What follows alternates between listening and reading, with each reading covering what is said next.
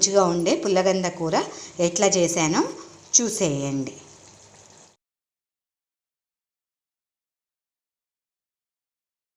పుల్లగంద కూర ఎప్పుడన్నా తిన్నారా అండి? ఇప్పుడు ఇది కట్ చేసి పుల్లగంద కూర ఎట్లా వండుకోవాలో చూద్దాము. పుల్లగంద కూర చేసుకుందాం అనుకున్నాం కదండి, దానికి ఈ గ్రేవీ కర్రీ చేస్తున్నానండి. రకరకాలుగా చేసుకోవచ్చు, అయితే ప్రజెంట్ అయితే నేను గ్రేవీ కర్రీ చేస్తున్నా. అందుకని కొన్ని నువ్వులు వేసుకొని వేయించుకుంటున్నాను. నువ్వులు, కొబ్బరి, పల్లీలు ఈ మూడిటితోటి గ్రేవీ తయారు చేసుకోవడానికి నువ్వులు వేయిస్తున్నానండి. ఇవి చిటపటమని ఎగిరిపోతాయి కదండి, ఇది పాన్ కాబట్టి కొద్దిగా సమ్ బెటర్ చక్కగా వేయించుకోవాలండి. ఫస్ట్ నా దగ్గర ఆల్రెడీ గ్రైండ్ చేసుకున్న పచ్చి కొబ్బరి ఉందండి, ఇది వేసి కొంచెం దీంట్లో ఇట్లా కలుపుతున్నాను. వేడికి అంటే బాగా ఇది ఏం వేయించక్కర్లేదు, కొంచెం వేడి మీద వేస్తే ఏమవుతుందంటే దీంట్లో పాలు చక్కగా పేస్ట్ లాగా గ్రేవీ లాగా వస్తాయి. మామూలుగా అయితే పిప్పి లాగా ఉంటాయి, కొంచెం వేడిగా అయితే మాత్రం స్మూత్గా ఉంటుంది. అందుకనే కొంచెం వేడి మీద వేసాను. ఇప్పుడు కొంచెం ఆల్రెడీ వేయించుకున్న పల్లీలు కూడా కొన్ని వేసుకుంటున్నాను అండి, అది మన ఇష్టము. నేనైతే కొన్ని వేస్తున్నాను. ఇప్పుడు ఇది బంద్ చేస్తున్నానండి. బంద్ చేసుకొని దీన్ని చల్లారనిచ్చి గ్రేవీకి ప్రిపేర్ చేసుకున్నాము. పేస్ట్ చేసి మళ్ళీ స్టవ్ వెలిగించుకొని ఇది చిన్న కుక్కర్ పెట్టుకున్నానండి. అదే కుక్కరు, దీంట్లో పుల్లగంద ముక్కలు కట్ చేసుకున్నానండి. పైన చూస్తే నల్లగా ఎట్లున్నది, లోపల తెల్లగా ఉండేయండి. ఇంకా నేను కట్ చేసి 5 నిమిషాలు అయింది కాబట్టి కలర్ ఇంకొంచెం చేంజ్ అయినాయి. ఇప్పుడు వీటిని ముందైతే ఉడకబెట్టుకుందామండి. ఉప్పు పసుపు వేసి ఉడకబెట్టుకోవాలి.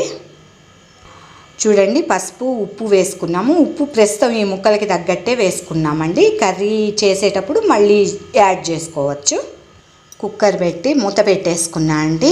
ఇది ఒక 2 విజిల్స్ వస్తే ఉడికిపోతాయండి. మిక్సీ జార్లో ఈ వేయించిన వేసుకున్నాం కదా, ఇది పేస్ట్ చేసుకొచ్చుకుందాం. ఇది చక్కగా పేస్ట్ అయిపోయిందండి. గ్రేవీ కర్రీ చేసుకోవడానికి పేస్ట్ రెడీ చేసుకున్నాము.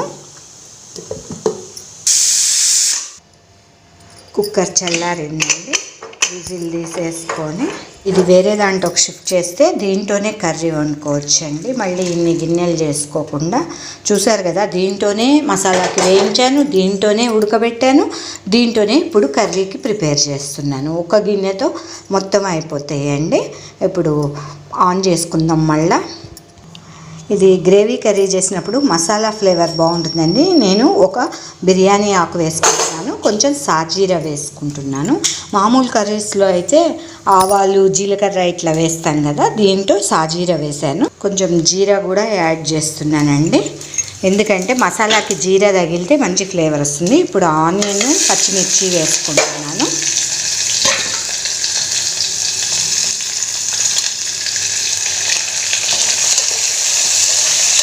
ఇవి చిన్నగా వేగనిద్దాము. కొంచెం ఇవి ట్రాన్స్పరెంట్గా అయినాయి కదా. ఇప్పుడు కొంచెం చూసారు కదా, లిటిల్ బిట్ అల్లం వెల్లుల్లి పేస్ట్ వేసుకుంటున్నాను. అంటే కర్రీ కొంచెమే కాబట్టి కొద్దిగానే వేస్తున్నా. మన కర్రీని బట్టి అల్లం వెల్లుల్లి పేస్ట్ వేసుకుంటే సరిపోతుంది. ఇప్పుడు దీంట్లో కొద్దిగా పసుపు కూడా వేసుకుందాము, కొద్దిగా కారము, మన టేస్ట్కి సరిపడా మనం ఎంత తింటే అంత వేసుకోవాలి.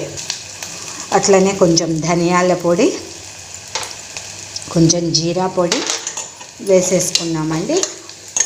ఇప్పుడు గ్రేవీ పేస్ట్ వేసుకుందాము.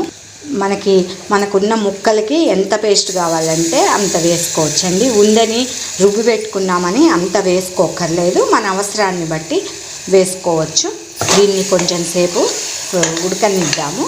వాటర్ కూడా కొంచెం దాంట్లో వాటర్ పోసుకుందాము. మరీ గట్టిగా అయితే తినాం కదా, గ్రేవీ కర్రీకి పోసినాం కదా. ఇప్పుడు మన ముక్కలు కూడా ఉడకబెట్టిన ముక్కలు కూడా వేసేసుకుందాము.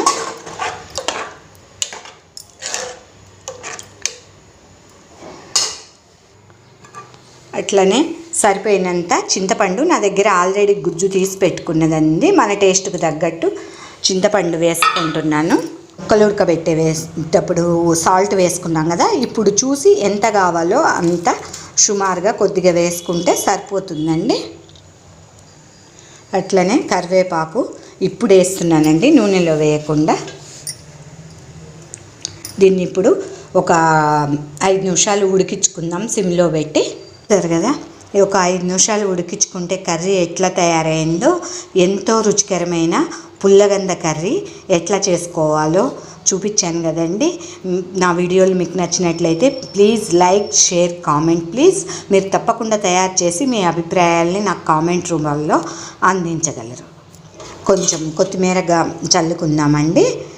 కొత్తిమీర వాల్యూస్ మనకి పూర్తిగా అందాలంటే నూనెలో ఫ్రై చేయకూడదండి. ఎప్పుడైనా టేస్ట్ కోసమే అప్పుడప్పుడు నూనెలో వేసుకోవచ్చు, కానీ దానివల్ల ఉపయోగం ఏమి ఉండదు. ఇట్లా లాస్ట్కి ఆవిరికి ఉడికితేనే దాంట్లో ఉన్న వాల్యూస్ వస్తాయి కాబట్టి ఇట్లా లాస్ట్కి వేసుకోవాలి కొత్తిమీర.